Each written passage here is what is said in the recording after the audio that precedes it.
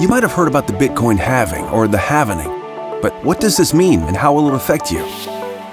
Unlike traditional currencies such as the dollar or euro, the total amount of Bitcoin is finite. Central banks can create as much money as they want, but there will only ever be 21 million Bitcoin created.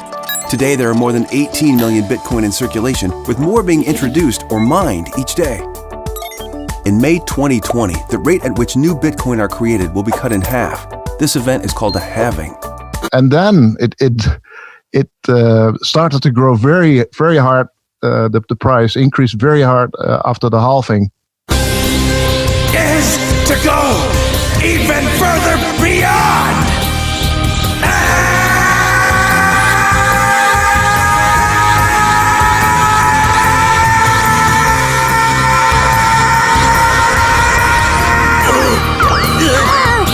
In 2012, the first halving, and the price shot up from $10 to $100 to $1,000 and even $1,100 or $1,200.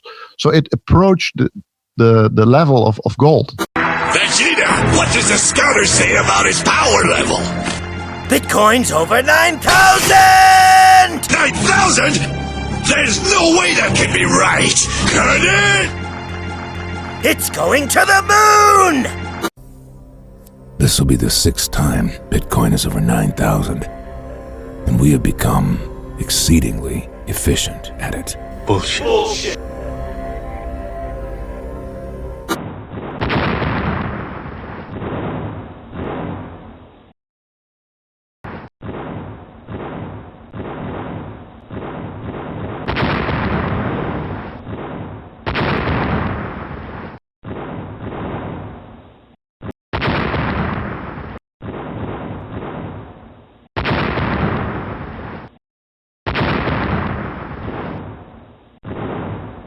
In the previous crisis in Zimbabwe, I was watching a BBC documentary. There's a guy pushing a wheelbarrow full of cash, stacks and stacks and stacks of cash. And they asked him, aren't you worried they're going to steal the money that you have in the wheelbarrow? He says, no, I'm worried that they're going to steal the wheelbarrow, which is worth more than the money that's in it. And they also asked him, why don't you burn it? And he said, because goat shit burns better. Yes, money can indeed become worthless. Zimbabwe is the most popular recent example of hyperinflation. Believe it or not, they even printed a $100 trillion bill. This is a recurring theme. So in fact, statistically speaking, national currencies have a shelf life of about 30 years before they collapse in value because no government can resist the temptation of financing profligacy through printing. And so they print and print and print, and they devalue the currency and inflate it to nothing. And they keep printing, and eventually you have this sudden collapse in confidence, and the currency spikes, the inflation spikes, and the value just drops. How can something this dramatic happen? You need to understand that money is just paper or numbers on a screen. It only has value if people accept it as a medium of exchange. In other words, you only accept money for your goods or services because you know others will do the same. Now let's assume a revolution takes place in your country.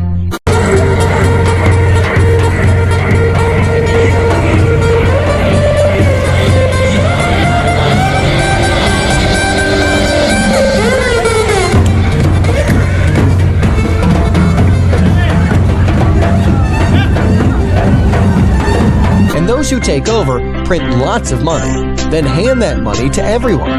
At the beginning, people might be tempted to celebrate, but eventually, too much money will end up chasing a limited number of goods, and confidence will disappear. A loaf of bread can go from costing 1 unit of currency to costing $1 trillion. Get to the point where, and we're seeing this in Venezuela now, where prices double while you're having a beer in the bar, and they say, okay, for the next round, the price is going to be double. And when people stop counting money and start weighing it instead of counting it, so you see people throwing a stack on.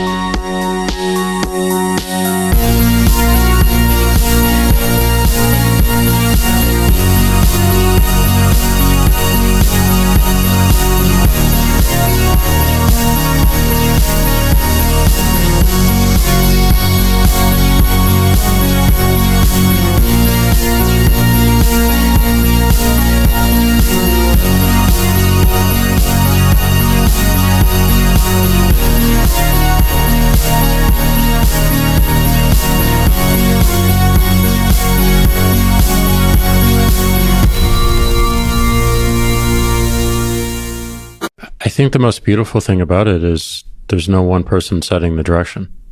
And there's no one person on the other side that can stop it.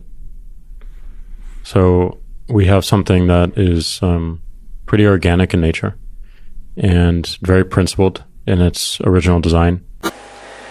It will be possible in that age, perhaps only 50 years from now, for a man to conduct his business from Tahiti or Bali just as well as he could from London. In fact, if it proves worthwhile, almost any executive skill, any administrative skill, even any physical skill could be made independent of distance. And I believe that the internet deserves and requires a native currency. And that's why I'm such a huge believer in Bitcoin, because it just our biggest problem as a company right now is we cannot act like an internet company. Open a new market, we have to have a partnership with a local bank. We have to pay attention to different regulatory onboarding environments.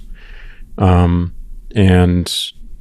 a digital currency like Bitcoin takes a bunch of that away, where we can potentially launch a product in every single market around the world, because they're all using the same currency. Bitcoin is already bigger than most currencies in the world. I think it's bigger than about 100 countries. It could be Russia. I mean, did you hear Putin talking about cryptocurrencies? Первый вопрос, будет ли у России какая-нибудь своя криптовалюта? Второе, будет ли это как-нибудь контролироваться государством? И в-третьих, считаете ли вы, что в ближайшем будущем криптовалюта полностью заменит наши обычные стандартные деньги? Yeah, but it would be so extremely smart of Russia to do that, and because you don't need much money, and we're printing anyway. So if you're printing trillions, or maybe Russia less, but if you're printing a lot of money, why not a little bit? It's the asymmetric returns of something going 50x that it doesn't hurt that much. But if you're right, you're really a winner as a country. Вопрос, который вам задали, он задан несколько некорректно, потому что своей криптовалюты у России не может быть по определению. Так же, как не может быть своей криптовалюты в любой другой стране. Потому что если мы говорим о криптовалюте, то это то, что выходит за рамки национальных границ. When that time comes, the whole world will have shrunk to a point. And the traditional role of the city as a meeting place for man would have ceased to make any sense. In fact, men will no longer commute, they will communicate. They won't have to travel for business anymore, they'll only travel for pleasure. I only hope that when that day comes, and when the city is abolished, the whole world isn't turned into one giant suburb.